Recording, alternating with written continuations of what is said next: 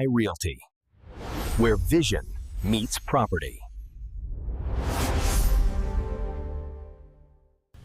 Bharat future సిటీలో అంతర్జాతీయ స్థాయిలో మౌలిక వసతులు కల్పించాలని ముఖ్యమంత్రి రేవంత్ రెడ్డి ఆదేశించారు.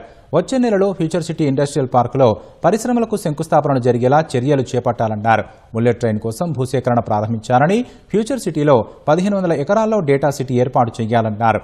రాష్ట్రానికి పెట్టుబడులు ఆకర్షించేందుకు ఇన్వెస్ట్ తెలంగాణ పేరుతో ప్రత్యేక విభాగం ఏర్పాటు చేయాలని ముఖ్యమంత్రి ఆదేశించారు. హైదరాబాద్ మర్రి చెన్నారెడ్డి మానవ వనరుల అభివృద్ధి కేంద్రంలో ఫ్యూచర్ సిటీలో భూముల కేటాయింపు, పరిశ్రమల ఏర్పాటుపై మంత్రి శ్రీధర్ బాబుతో కలిసి ముఖ్యమంత్రి రేవంత్ రెడ్డి సమీక్ష నిర్వహించారు.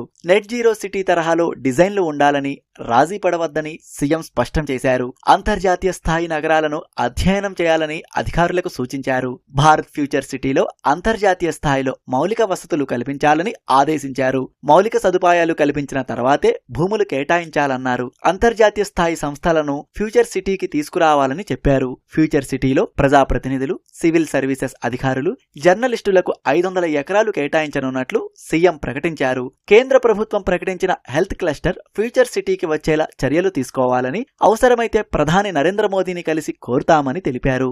జూన్లో ఫ్యూచర్ సిటీ ఇండస్ట్రియల్ పార్కులో పరిశ్రమలకు శంకుస్థాపన జరిగేలా చూడాలని సీఎం స్పష్టం చేశారు. భూములు కేటాయించిన వెంటనే నిర్మాణాలు మొదలు పెట్టాలనే నిబంధన విధించాలన్నారు. పెట్టుబడుల ఆకర్షణ కోసం ఇన్వెస్ట్ తెలంగాణ పేరుతో ప్రత్యేక విభాగం ఏర్పాటు చేయాలని ఆదేశించారు. ఇందుకోసం ఆకర్షణీయమైన లోగో, వెబ్సైట్, ప్రత్యేక కార్యాలయం ఏర్పాటు చేయాలని సీఎం చెప్పారు.